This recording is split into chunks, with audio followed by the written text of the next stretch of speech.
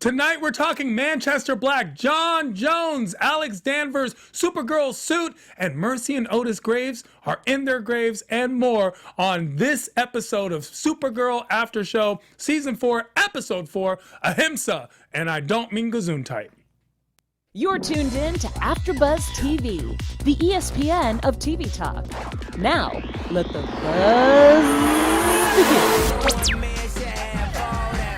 And I feel that no one man should have all the power that Jonn Jonez displayed on this episode by being able to basically telepathically search the world for Fiona. Yeah. And that was a very powerful display of power by the Martian Manhunter. Did you not like that? I liked it. It just also worried me a little. It made me realize that some of the powers we're talking about and how dangerous they could be when placed in the wrong hands. Yes. But right now, you're all in the right hands, and that's with us here at the Supergirl After Show right here on AfterBuzz. We are talking Season 4, Episode 4, Ahimsa. We are going to be speaking on Manchester Black. We're going to discuss Jonn Jonez' search, Alex Danvers and the DEO, Brainiac and Lena teaming up, the terrorist attack at the fair, Mercy and Otis dying, Guardian returns, and it seems there's a new player in play, and I'm not talking Manchester Black, I'm talking about Colonel Haley, who seems to be the most dangerous person of all. Of course, little glimpses of Parasite, Red Daughter, special segment which we're all gonna love today. News and gossip, yeah. Which Zach has on lock, and predictions. So please stay tuned with us as we get into all of this. I am Tehran, literally at I am Tehran, because I will be your host tonight, and I'm alongside my main man. Zach is in the building. How's it going, guys? The rest of the panel are on a birthday run. Hopefully, they're having a great time. We want to say happy birthday to Heather Wake. Happy birthday. Happy birthday.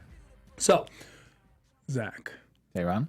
We watched this episode. We did. And we enjoy Supergirl. Yeah. What were your overall thoughts on this week's episode, Ahimsa? There has been better episodes. How so? This was another episode that is laying down foundation. An episode that we got a lot of character talk, a lot of character building, new characters coming along together to work with one another. I think the writers are testing out to see where the audiences are going to like who's pairing up, shaking it up a little bit. Sometimes it works, sometimes it doesn't. I found myself a little asking, is this episode still going? When does it end? You felt like it dragged on. It dragged a little bit. Now, I wonder whether it dragged because we're so used to just seeing Supergirl being a power hitter, always just coming in, rescuing, and saving the day. We did see the least amount of Supergirl that we usually... a lot less than we usually... Right, yeah. Last episode, we got none, but we understood. But this episode, as a Supergirl episode, we didn't really see Supergirl. We didn't see Kara. We didn't see her really save the day either. It was strange, too, because someone was standing there in the super suit, which is great. I'm assuming it was Kara. I don't know if there was a double or whatnot for the actual actor. But we got that cool glimpse of the Iron Man...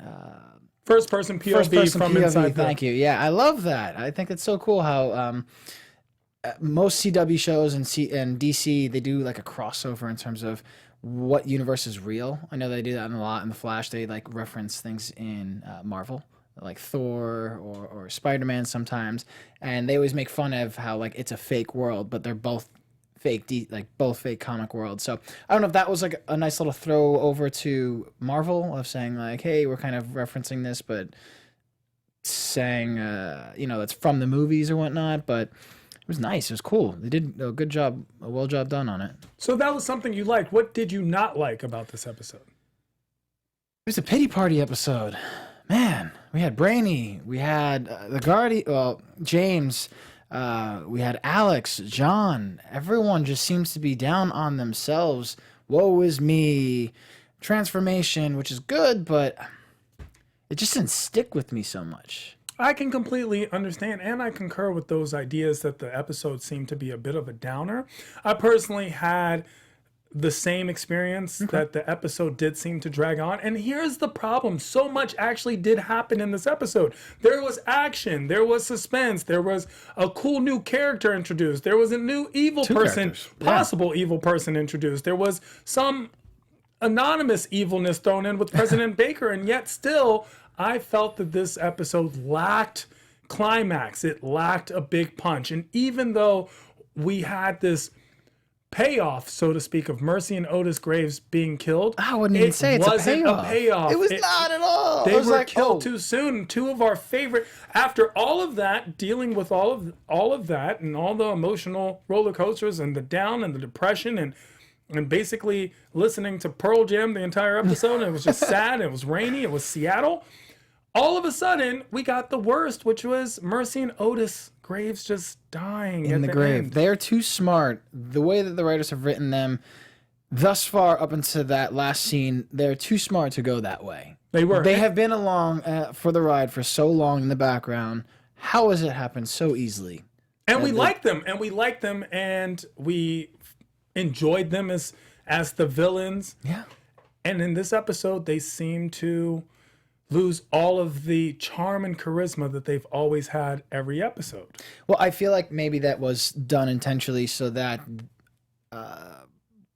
Liberty, sorry, I blanked on that. Liberty can kind of rise to the occasion, I guess, to take the mantle of things, because technically we all thought Liberty for a little while was the man in charge, but he was just following orders, it seemed, from Mercy, from the Grave brother and sister, and now he's on his own, and I think we're going to see a more diabolical side to him, where he's going to take things into his own hand. Obviously, he's taking things into his own hands now, and just really ramp up the extremeness. Well, the payout that I was expecting was that Mercy and Otis had even more of an agenda than what seemed to be just hatred towards aliens. Yes. And that didn't happen. And we're never going to get that payoff, obviously, because they did die. And while it seemed like Agent Liberty worked for them, they also seemed like they worked for him. It kept becoming It was back and forth. cycle. It was confusing. It was extremely confusing. And between, I don't know, which character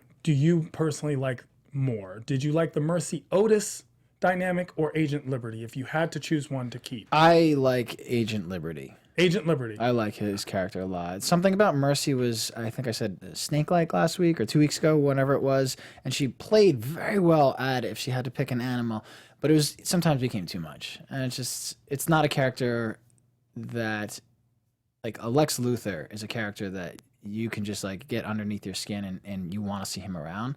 Mercy, he got under my skin and I'm like, okay, you could go away. I like them in tandem together. Yes, together, I like yes. Agent Liberty a lot more. Even at the end when there was no Mercy and Otis Graves, I didn't like them as much. I like them working together. I like that dichotomy that they presented, and was just I feel like they were taken too soon. It sounds weird, but they were taken too soon. Well, let's get into the newest character that was revealed, and it has been revealed that this is going to be a reoccurring character throughout this season 4, which is Manchester Black, played by actor David Aja, who is familiar to people in many different roles, but this is the role I feel. What's he most familiar with you? Because I recognize the face, and I didn't have time to look him up. What was the last thing that you saw him in? I have seen him in a variety of things. Right? It's a variety of things, and I just like, why can't I pinpoint this? I always like him. Yes, I always like him in his roles. He's great. And with Manchester Black, which was a very interesting character, how did you, Zach, decipher the introduction of Manchester Black into the Supergirl universe? How did I decipher it? I freaking loved it. First off, you don't sneak up on Jonn Jonez, but somehow he did. And I got that whole scene of you're in the wrong house to come in and sneak up on. Not the right day either, because he's being tested so much, his faith, from what his father had asked him to do after he died. Was he joking? I could, like, the scene was great. The payoff I enjoyed. He was all hard, and then all of a sudden he's just like, I'm just joking, man. And they seem to be buddy-buddy. I don't know if I missed something real quick, if I looked down to write something. Well, did I? Yeah. Let me give you some backstory on Manchester Black as a character. Manchester Black is a dubious jokester, sarcastic. He's got that English wit and humor, which they actually displayed in the Supergirl episode very, very well. Oh, he nailed it. In the comics, he became so popular because of that joking manner in which he displays himself. He's very charismatic and witty, and David Aja knocked that out of the park. Now, when he starts I want to remind the listeners and viewers at home, Manchester Black isn't just some cool, well-dressed black guy. He is actually Englishman, you know? He is actually a very powerful telekinetic and telepath himself. He is. In his own right. That was not revealed in this episode. It was a little revealed in his fight with the aliens when he did moves in Cool. which he I didn't noticed actually that. touch Yes. the aliens, Yeah. but they were thrown to the ground. Yes. And that was him displaying the precision of his telekinetic ability. You think Jonn knows about this yet? It's interesting because they never actually hinted or communicated that concept, which there was no conversation None. except about John's powers. Yeah. Where Jonn is revealing, I'm a telepath. And What was that Manchester Woody Black, thing? Yeah. next time lead with that. Yeah, we should have led with that because he went and got drunk. Well, he got the cop drunk to get all this information. Officer Petrocelli, who was one of the police officers who obviously on their search for Fiona was involved in that and the Agent Liberty's movement Yep. against aliens.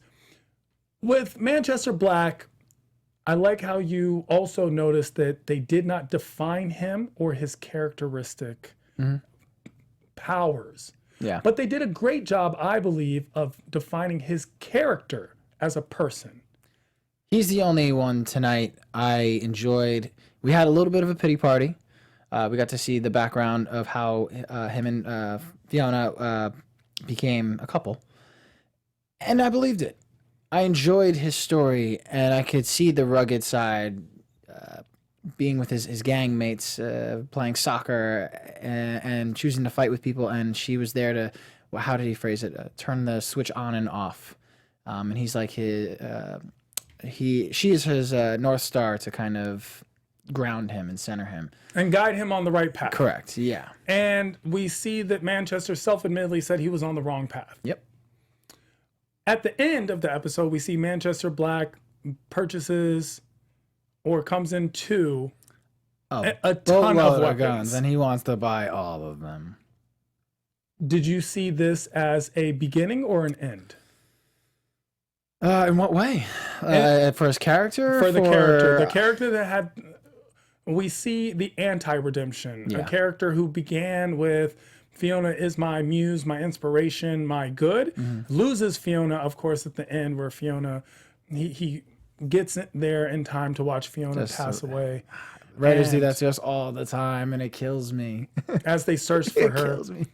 And then goes on the weapon buying spree, which we can only assume means that he will be back and looking for revenge. He's going to be like this version's Punisher. DC's version of the Punisher, I feel like. I'm ready for it. Bring it. Why not? Well, you know what? Let's see what he's got. We can all agree that he was an enjoyable character. Yes, and I would love to see more of him. I hope we get to see more team ups. I feel like, and it might be getting to predictions, but I feel like Jonn and him are going to have like a balancing act. We had the testing of faith with Jonn, not with wanting to continue to stay on the peaceful path. And it's a dying wish. For some reason, the dying wish have not stuck with Jonn or with Manchester Black, and I don't understand why. That isn't a theme that's going to continue. Well, we have a lot of touches on the word ahimsa, meaning nonviolence. Yeah, I believe is understood in the episode in Hindu. That's what it was. Yeah. We also understand that with Manchester Black and Jonn, we have these promises of nonviolence. However, nonviolence and non-action are not the same thing, as Alex carefully presents to Jonn at the end. They're not the same thing. Yeah. Do you believe that Manchester Black will be able to avenge Fiona's death? Or does he take up another mantle and change it to a fight that suits Fiona's legacy? I think he will avenge her death. I think it's going to be one of those things where he will be pushed to the limits, gets to where he needs to go to, and be reminded of the legacy of Fiona and why they were together and what she really would want for him. I don't think she would want for him to go ahead and confront Liberty and actually kill him. I think she would want him to be put to justice. Is Manchester Black, Zach, a hero or an anti-hero? I have not seen enough of him. I have a feeling he's going to be leaning towards the anti-hero. With the gang that we have of Supergirl, I'm sure everyone will influence him in the right way if he is around enough, around everyone enough, like Brainy and Supergirl and Alex. But if it's just around Jonn, I think they're just going to kind of go butt heads a few times. It could go either way. I'm kind of curious to see where it's going to go. Well, to me, Manchester Black reminded me of if Idris Elba and Constantine had a child. Okay. With the Constantine attitude and yet this bit of Idris Elba demeanor. Yeah. Tough guyness, but with the soft side and of course with the wit, and remove all the dark magic and replace it with telekinetic and powers and telepathic abilities, which we did not see in this episode. Right. But we did see a lot of AfterBuzzers watch. We did. And AfterBuzzers, our network produces after shows for nearly all of your favorite TV shows. For dramas, reality, TV, sci-fi, and more, there is no network that works harder to serve television fans. But we need your help. We are asking that you please subscribe to one or more YouTube channels. By subscribing to our channel, YouTube will suggest content that's tailor-made for you, and you'll help AfterBuzz continue to grow. And if you're worried about those pesky notifications, don't be, because they're optional. So hit that subscribe button now for this channel and check out our other AfterBuzz YouTube channels as well. Let us know you did so in the comments, and we'll thank you on air. For now, thanks for being the best fans and for helping us be the ESPN of TV talk. Thank you all so much. Remember, this panel isn't just for us. It's all of us included, and you are included in the inclusiveness of us. So thank you so much for always commenting, adding to the discussion, and more. As we're talking about the search, we see that Jonn Jonez is on a search. The Martian Manhunter is searching both for Fiona and for himself. Yeah. What were your overall thoughts of Jonn Jonez in this episode? My overall thoughts was him and his father had so much time apart, and they had very little time together on Earth, which is great. I'm happy that they had that, but they're two separate aliens. Humans, aliens, yeah, they're just two separate people, and Jonn... Aliens are people too, Zach. Yes. Well, when I say people, when I don't mean to say aliens in a sense of... Roaches? Yes, thank you, yeah. One was in prison for 300 some odd years, and the other one thought he was the last of his kind. One had to fight a physical battle, and the other had to fight a peaceful battle to stay alive. And I think they're two separate people, and I don't think those paths need to cross. Yeah, it's great you want to honor your father's dying wish, but I feel like at the same time his father should also, well, his father's dead, but his father should have known and understood who he was and who he's become, and it's hard to change that for who he is. So it's interesting seeing him struggle. I like the struggle. It's definitely a different side of this character that we're seeing this season, but I don't want to see it continuously. I like his powers. Martian Manhunter is a powerful alien, and he needs to be part of the battle. Well, the struggle of searching for nonviolence and inner peace is something that's directly from the comics, and we've seen this displayed in the cartoon versions of Justice League and the movies as well, where Martian Manhunter finds a new identity. At one point, he goes to somewhere, whether it's Tibet or China, and actually finds a wife and has no contact with the rest of the League until they search for him because they need him in a situation. I personally, in this case, was not a big fan of Jonn Jonez's search because it seems fruitless. And what I mean by that is because he is such a person of inner peace that not taking action, and I enjoyed the payoff of Alex expressing, not taking action and nonviolence are two different things. Now, with Jonn Jonez's father, we see a storyline that resembles, in a way, the Martian version of Nelson Mandela. You're just in prison, and your imprisonment itself makes you a leader because of your struggle. We also find, and I've personally found it interesting, how many Martians were alive after this guy thought he was the last one? We've seen a couple Martians, and I think that we're going to get some more. We've only seen, in terms of Martians, two green. Just him and his father. Two green. Megan was actually a white Martian. But there's tons of white Martians all over. There's white Martians, and I think there'll be more greens to be. But when you're saying you're the last of your kind, we're thinking you're the last of your kind, and yet somehow your father of all people was kept alive.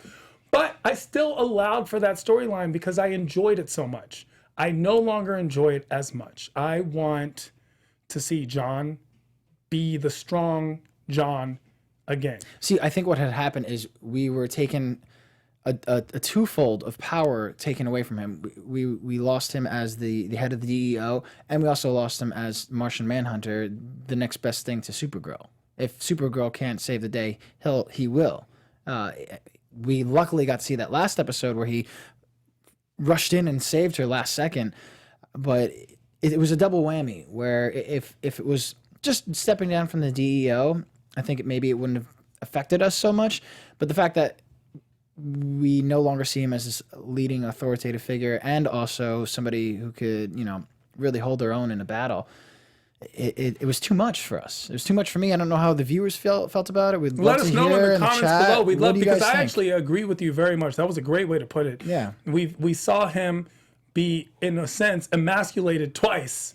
Once as the head of DEO, and then again as the Martian Manhunter himself. He just lost too much power too soon, too fast, There you go. and without a good enough reason or payoff, in my opinion. I do think that Jonn's search, the inner search for peace, is very nice. It's good. It's something that I love to explore, but not in such a self-demeaning way where he's doubting everything he's done. And Yeah. I should have saved Supergirl. I could have done this. I should have never basically stepped down from the DEO, but I should have stayed here. But then Be strong in your morals. Be strong. your convictions. Be strong in your convictions. If you're gonna go one way, then stick with that. Or give us more episodes where you're on one side of the path and then you're starting to waver. It's been like this is the 4th episode. It's and the his teeter father, tot. yeah, his father died in the last episode of last season, and he's on this path. It's not enough time, And the character development to me is just not enough. It's not It feels enough. rushed, right? Exactly. And all this so far, like with the Graves are dead, he's teetering already. It's just very rushed. And it's not that I feel as if it's rushed and that's a bad thing. I would want it to be rushed, just in a good way. And I don't feel that it's being done with purpose, with intent, other than to further along the plot. There is no actual character development that I can see. There was no... Manchester Black could have fulfilled that as he sees himself or sees a antithesis to Manchester Black, but there was none of that either. Nope. Their camaraderie was friendly, Yeah. but it wasn't emotionally and it wasn't empathetically, and I didn't see that payoff. Nope. Someone else who's been searching is Alex. Alex has been questioning herself as the head of the DEO. Alex has been questioning herself. And we actually brought that up on this show 2 episodes ago, where Yes. I brought up the fact that I don't know if I think Alex should lead the DEO. And then we see in this episode, she doesn't either. No. Do you think Alex Danvers is a good fit as the lead of the DEO? Again, no. I mean, we talked about it last time. I don't think she's a good fit. She is a soldier. She falls in line. And we see that dynamic when she's trying to not control Supergirl, but she is the leader. I wrote it down, however she phrased it, but she's like, I am in charge now. You have to fall into command. And there are laws are put in place for a reason. I am your commanding officer. That's what, yeah, thank you. And it wasn't convincing enough. I mean, I know Supergirl's powers are taken away. That dynamic between the two of them, it doesn't flow as I'm your superior. They're sisters, technically the same age. No one's older or younger, and it just doesn't jive with me correctly. I mean, Supergirl will take orders from Jonn and listen, but this is her sister. I like Alex Danvers as the head of the DEO. I think she believes the job. I think she does the job. I do not think she's great at the job. What I also find very interesting is that they had Alex Danvers cry when she was speaking to Jonn, and I did not like that. And it's not because you shouldn't be allowed to cry. It's just that I would not or have not seen a male character cry in that regards. If James Olsen had also cried in this episode when he was questioning being the Guardian, I would have said, okay, but when a strong female lead is in an emotional situation, she turns to tears. And I just think that was a ploy. That was to play on our empathy towards a female character, but was uncharacteristic of the Alex that I've seen. Very uncharacteristic. And known. She might have questioned herself, but not fell victim to her emotional status. Yeah. Yeah, I did not like that. We actually did have a male character cry tonight, Brainy, but it was a different type of, I think, where you were wanting to go and what you're trying to Definitely, portray. and we can talk about the Brainiac Lena team up as well, because that was something that was a consolidation of two geniuses coming together. And we did see Brainy cry as he's on his, and he explains he's not a robot. Which is great, because I keep thinking that he is a robot. And it's nice that they keep reminding us that, because I don't think we're going to see the silver blue version with the 3 circles on his forehead anytime soon again. So seeing him in human form, you quickly think, oh yeah, he's a human. But it's cool seeing him explore human emotions more and more. I just question why he never felt these things when he was in the future. And I also feel that not only did he not feel these things when he was a part of Legends or when he came back, but why did he feel this now about this? This wasn't a big enough plight. If he had cried in episode 2, in which he was confronted at the pizzeria, I would have understood. But in this one, it just seemed once again a tad manipulative, and I wasn't a fan of Brainiac crying. And I'm also questioning the fact that, to me, they're not making Brainiac smart enough. No, okay. So did you notice how in the prior episodes there was a lot of math, a lot of calculations, and Alex specifically asked, "What are our odds?" and he just says, "Not good." So are we seeing a fall from grace for Brainiac? I don't know if it's a fall from grace or if he is surrounded so much by humans, he's adapting and evolving, maybe, or de-evolving into more of a human, which there's a good and bad take to that. But yeah, he hasn't portrayed any smarts in this. Even Lena, to me, was smarter in a way with the nanites and the concepts of, and I really like the expression, we don't need one big vacuum cleaner, just millions and millions of little ones, of tiny ones. And that was a very good deduction by them. We, of course, were used to nanites as technology in lots of sci-fi shows. But Lena seems much more intelligent to me than so Brainiac. Much, and he's supposed to be a 12th level intellect. Way smarter than what Wynn was, or I can't even imagine if Lena, like how smart she would be. She'd probably be on like a 1 degree level of intellect as well. Yeah, I just don't believe it. I don't know what's going on. And once again, I usually like these team ups. It just seemed a little rushed in this episode. You know what else was really rushed? The fact that they cleared out the air of Kryptonite. That was a whole issue season 3 with using that same weapon with lead. With lead. And we have that whole plot ploy of Mon-El will never be able to come back until the air is clean. And then all of a sudden, we could fix it in 1 episode.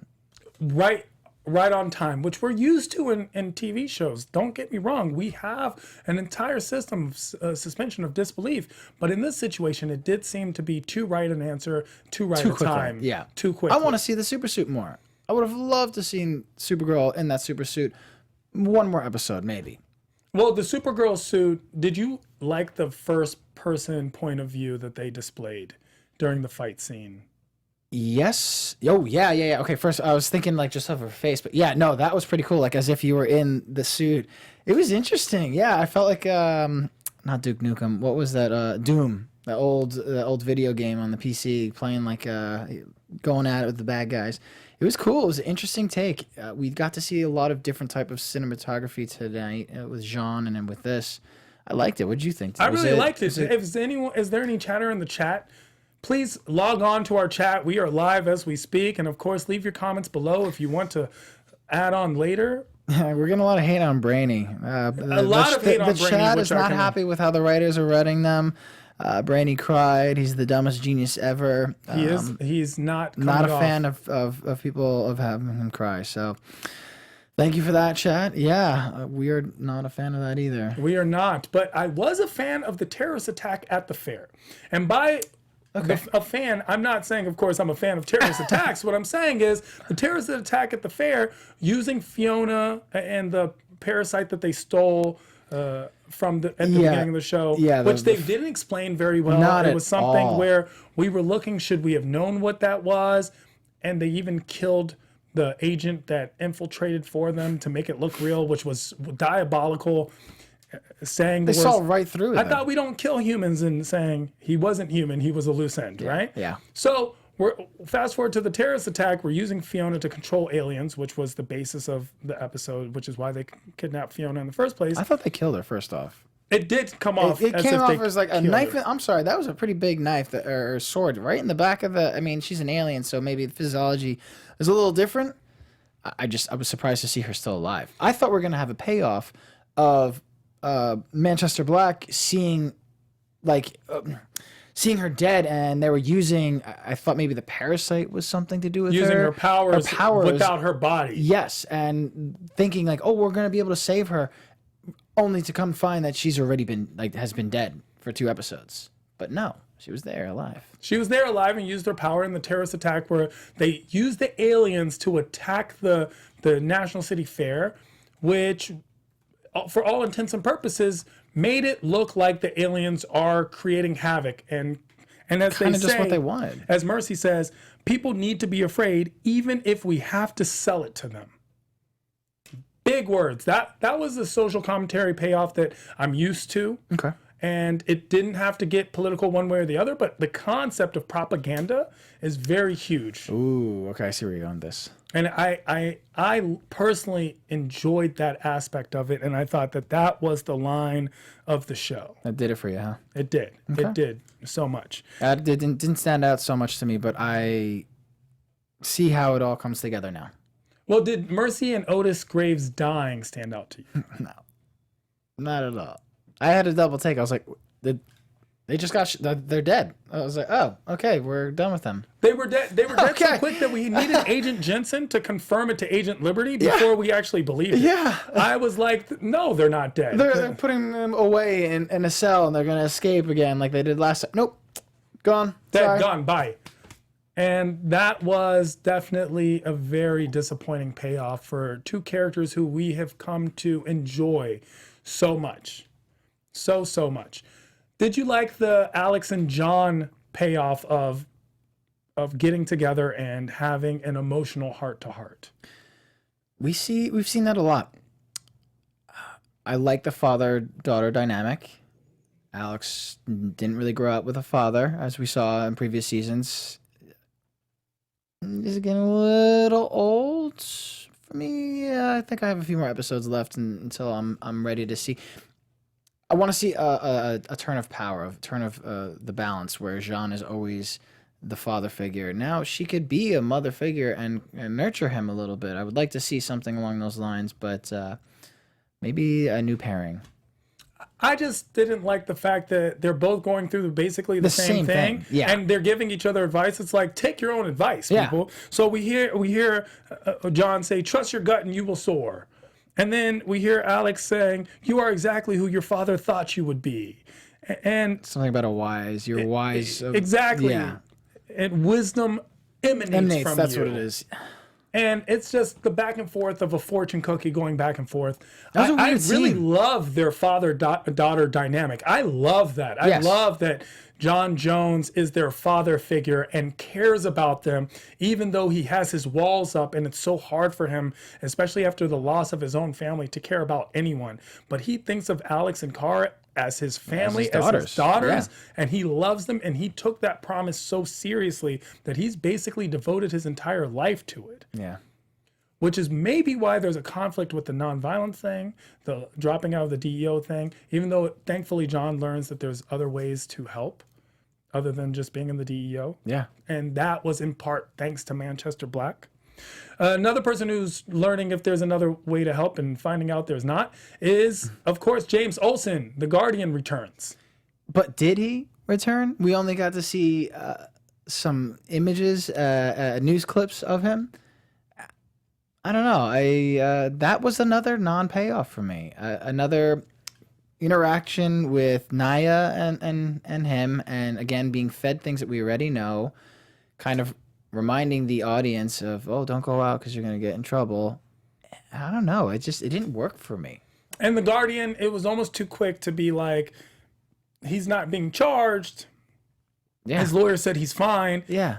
No consequences to his actions, not even the hint of it, except for what he thought would happen beforehand, and being told not to do anything and then doing it anyway. And then at the end, nothing happening. And the only good thing that came out of it was, of course, being used by Agent Liberty as propaganda again for their cause of Guardian crushes roaches under his boot. Yeah. And that headline in their version of an alt-right type paper on an extreme version. Right. An extreme version of that concept. But I wasn't very happy with the Guardian's return. It was very anticlimactic. As I stated, the entire episode seemed to have this Very anticlimactic feel. I think maybe they tried putting too much into the episode, and that's why it didn't grab us enough to care for one stream, one thread of whatever line they were trying to feed us. And I completely agree. Yes, just did not care for it. I mean, they gave us so much that we have so much to talk about, and we're almost done. Yeah, but it's but like it's just tidbits. like- We're only able to touch on things because they only touched on So things. maybe we're just going about it too harshly, and the next few episodes we're gonna get big payoffs for these things. I Sprinkling, peppering on it. I for would us, assume and so with I would hope Supergirl. so. Supergirl does a great job of that. However, this episode did seem pressed and rushed at the same time. Where it's rushed, where we get Colonel Haley, Lauren Haley comes in and takes over the DEO. We see her, and President Baker seems to be a bad guy. Yeah, but we're getting a same repeat of storylines where this happened with, what was her name? Clark Kent's wife, Lois Lane's Lane's sister. sister. Thank you. Coming in, trying to take over DEO again. Now, granted, that was in a more in line, and it took quicker. It was very fast, where she knew what side to be on. But this one seems like a tough cookie. I don't know if she is gonna back down. We're gonna have someone butting heads again. And it seems that there's some hidden agenda also, because President Baker is speaking That was a one weird way, scene. and then we see someone speak in his ear, which it looks like it could be Colonel Haley. The concept of why is he being played the way he is, especially if he was the former president's running mate. Yeah, Why would he be someone who's so against aliens? he's a hard ass. He really laid infiltrate? into. Is he that person? Another tidbit. It was just thrown in. Yep. And there was no need for it to have happened in this episode. No, I didn't need to see him yelling at Alex. It further led the agenda of the pity party episode. It should have just been titled Pity Party instead of Ahimsa. Ahimsa. Which is Hindu for pity party, apparently. you, yeah. No, it's Hindu apparently for nonviolence. We didn't even get enough violence in this episode. There was hardly any. There was fight some scenes fighting were, scenes, were but short. they were very short and they were subpar, and there was no actual, once again, climax. Another tidbit we got was the parasite being entered into Agent Jensen's ear. Yep. Which we see later is going to give him the power of Parasite, the comic character who can absorb people's powers. Yeah, and we already had this episode. We had this episode before where there was a person who could absorb powers. Yeah. So it's another repeat. I'm hoping we're not watching a Jump the Shark episode of Supergirl. Okay. Happy days. Right? The concept, exactly. Yes, okay. Wasn't sure where you were going with that. Well, the term is Yeah, simply yeah. refers to any show that goes past its prime, where now Gotcha. they're trying and they're recycling events and material. I think maybe what's going on is we're on episode 4. I think episode 7 or 8 is going to be Elseworlds. They're trying to put in enough story for us to be excited about it and for it to still wind together. Supergirl is in a different parallel universe, whereas in the Flash they're on different worlds. Yeah, they're on Earth 38. Earth 30. Yeah, so I guess maybe they just don't have enough. They have too much, but not enough to. Well, they're fit pushing it between all these. in, and they threw in just when we thought it was done. They threw in another storyline, which was the Red Daughter containment field comes down. I was wondering about she that. She goes, we can go back to training. Yeah. Says in Russian. And then so she was surrounded by a lead case, I guess? A lead case of some sort that was protecting her from the environment that they caught on to very quickly. Very quickly. I don't know how they would know that kryptonite bomb went off in the air. Infiltrated the atmosphere. And I'm sorry, I just don't understand how a lead case would help her breathe. You know, because lead blocks what she could see through, what Supergirl and Superman can see through, but I think that's all it does.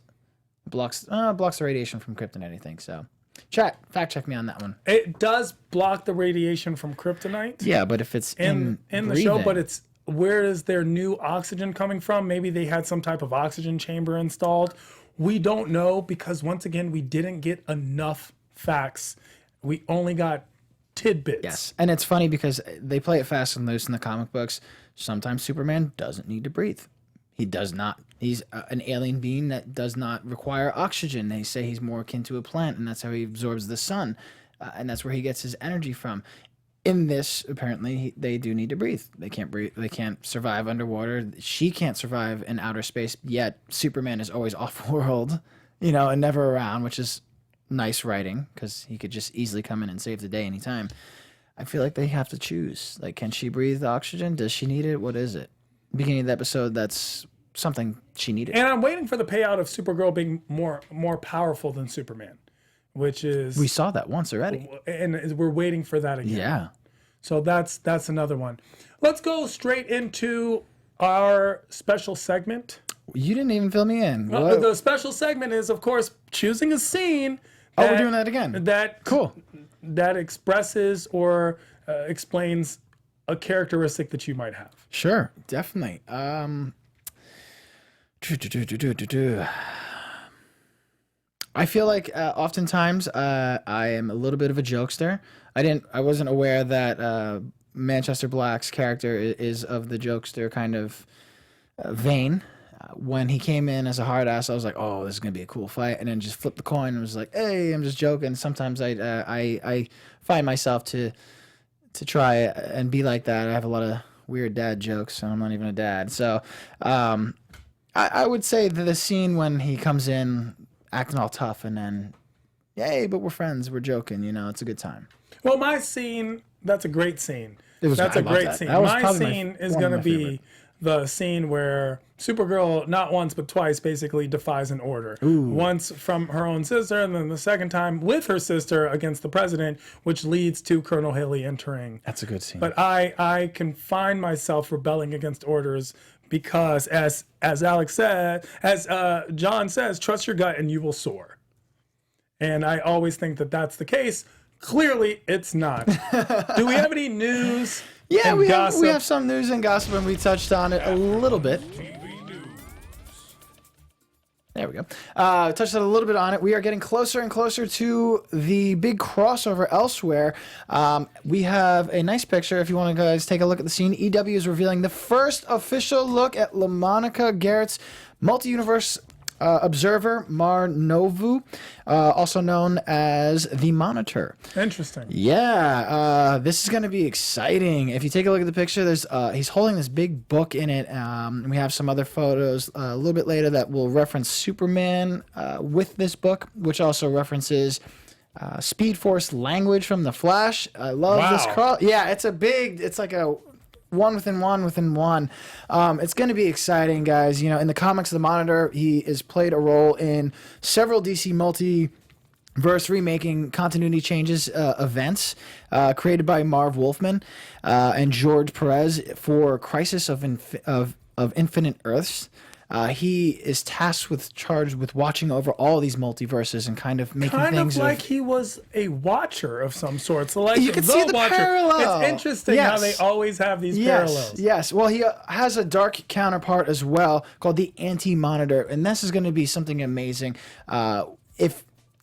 If the creative on Arrowverse, these names, huh? Anti-Monitor. Anti-Monitor. I know, right? You have a hall pass? Now you don't. It'll be interesting to see where they're going. In The Flash, he has disappeared in the future. In the comics, The Flash dies, but then they rewrote it to where he kind of just disappeared for X amount of years.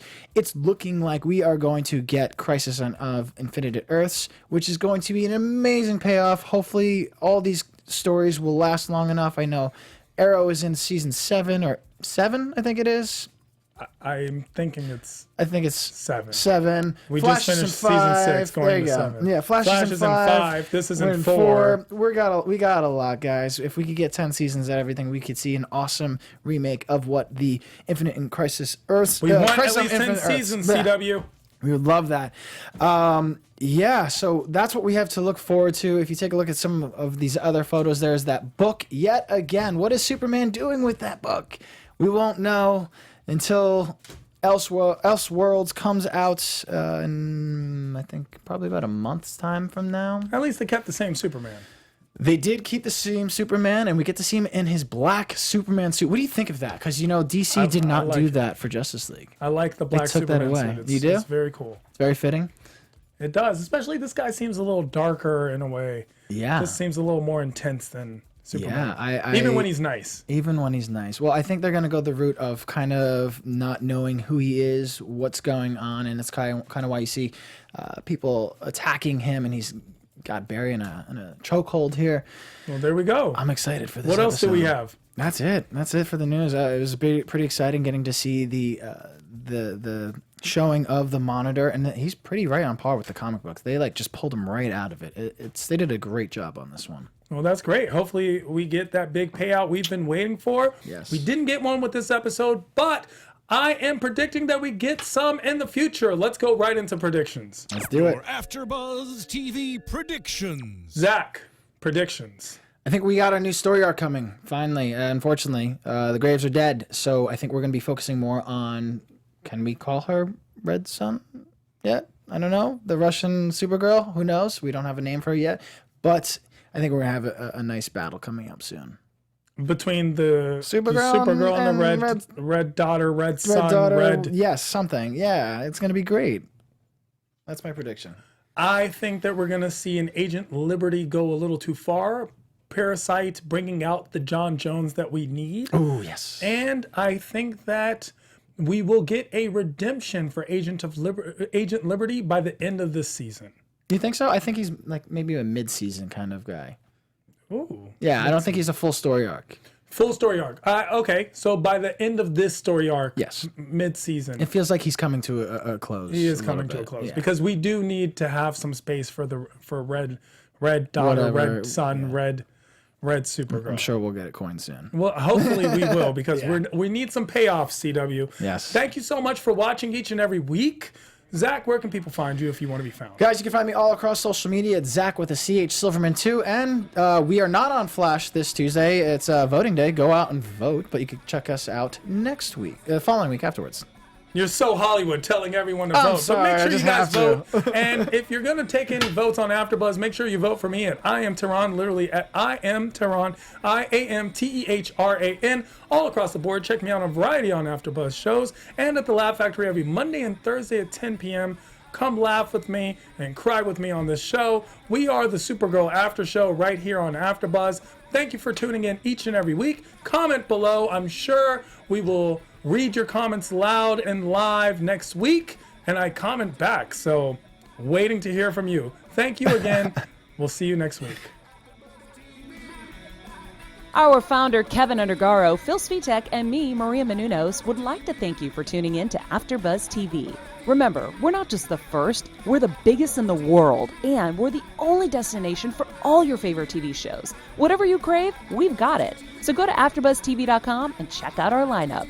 Buzz you later. The views expressed herein are those of the hosts only and do not necessarily reflect the views of AfterBuzz TV or its owners or principals.